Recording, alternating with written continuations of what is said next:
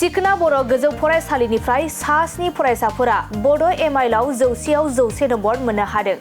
थांनाय मेनि सानाव फोसावबाय गोजौ फरायसालिनि मेट्रिक आनजादनि फिथाइखौ।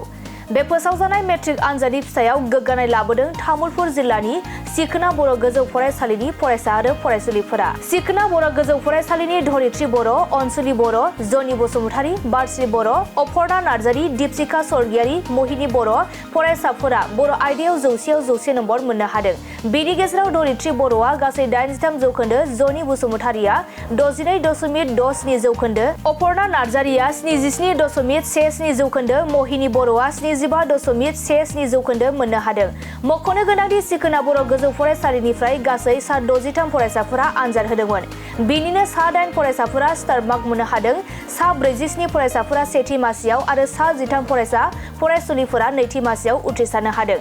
सिखना बर' गोजौ फरायसालिनि गाहाय फोरोंगिरि चन्द्रधर बर' आरो बर' बिफान आयदानि आखान्थि फोरोंगिरि रीना बसुमतारी बिथांमोना फरायसाफोरनो बेफोरबादि मोजां फिथाइ लाबोनो हानायखौ जोंनि खौरांनि गेजेरजों गोजोननाय फोरमायदों।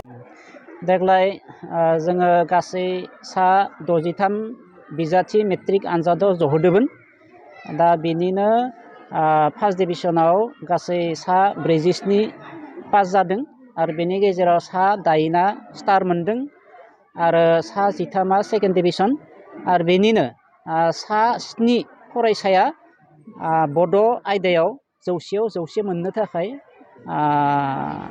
100आव 100 मोनदों आरो जेनेबा। दा बिथांमोना जाहैबाय जेनेबा जोंनि फरायसालिनिनो धरित्री बर', अनसुलि बर', मोहिनी बर', बारस्रि बर', अपर्णा नार्जारी, दीपशिखा स्वर्गियारी आरो जनि बसुमतारी।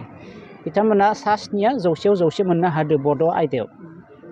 रिजाल्टखौ लानानैथ' जोङो जाबायदियै फरायसानि न' हम भिजिट खालामनानै बिमा बिफा थामहिनबा बिगोमा आरो फरायसाफोरखौ लोगो हमनानै जाबायदियै जोङो खावलायदोंमोन जे मारै फरायनांगौ मारै फरायनांगौ गासैबो बिथिङाव जोङो सुबुरुन होबोदोंमोन। बे सुबुरुन होबोनाय मथे फरायनानै बेखिनिखौ लाखिनो हादों। नाथाय जोंनि मथेब्ला आरो नांबावगौमोन जेनेबा। दा जोङोथ' बहुद हास्थायो, नाथाय फरायसाफोरासो फरायो नालाय, गतिके न'आव बेसेबां जे फरायनानै बेखिनिखौ लाखिनो हादों बेखौ जों मिथिस'ला। थेवबो जोंनि मथे आरो माने डिस्टिंसनाव माने थांबावनायबा हामगौमोन आरो जेनेबा बेखौ जों हास्थायो। सोर जोंना नोंथाङा सानो? जोंनि फरायसालियाथ' दिनैसिम 6-7 बोसोर 100% थांबाय दोङोमोन। नाथाय देग्लाय फरायसाफोरा बांगासिनो दङथ'।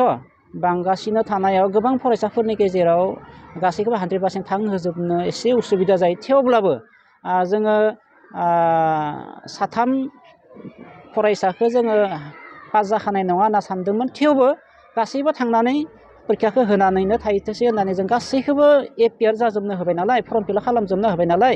खिन्थु 3 फरायसाया फेल गोलैनो गोनां जादों। मानो होनबा बे फरायसाफोरा सिगांनि रिपिटार्सनि फरायसामोन आरो जेनेबा। रिपिटार्स माने सिगां बोसोरनि थालांनाय आरो थाद'नाय गथ' आरो खायसेया मुवाबा शिलंआव बायदिसिना खामानि मावहैदोंमोन। थेवबो जोङो लिंहरनानैब्लाबो आनजाद होनो होदोंमोन। नाथाय मोजाङै गोसो होसारनानै फरायैनि थाखाय फेल गोलैदों होनना सानना लायो आरो जों जेनेबा। जोंहा मोनसे मिसन दङ जे जोङो नो फेल नो थार्डखौ जोङो नारा नाथा नाजानानैब्लाबो जोङो जाफुंसार होनो हाबाय। नो फेल नो थार्ड फार्स्ट एन्ड सेकेन्ड डिभिजनाव बोसोरथाम बोसोरब्रैसो जाबाय। नाथाय जोङो बेखौ थारमाने ओरैबायदि मिसन लादो जाहाथे जोङो गासैखौबो 100% फार्स्ट डिभिजनाव थांहोनो हायो। बेखौ जोङो फैगोन बोसोरनि थाखाय जों नारा नाथा नाजादो आरो जेनेबा फरायसाफोरखौ लानानै फरायसाफोरखौबो फोरोंबाय दोङो, बुजायबाय दोङो आरो जोंबो नारा नाथा नाजानि। मानो होनबा आङो थोजासे जखानि जिहेथु फोरोंगुरु मोनबाय नालाय, बेनिखायनो देग्लाय क्लास 10खौ आङो गासै सा 87 फरायसा दङ क्लास 10आव। बेखौ आङो मोननै सेक्सन खालामनानै क्लास खालामदो देग्लाय, ए सेक्सन आरो बि सेक्सन, खम फरायसा लानानै। मानो होनब्ला जोङो फैगोन बोसोराव हाया बे उननि बाथ्रासै। जोङो गासैखौबो 100% फार्स्ट डिभिजनाव पास खालामजोबहोनो थाखाय जों नारा नाथा नाजादों।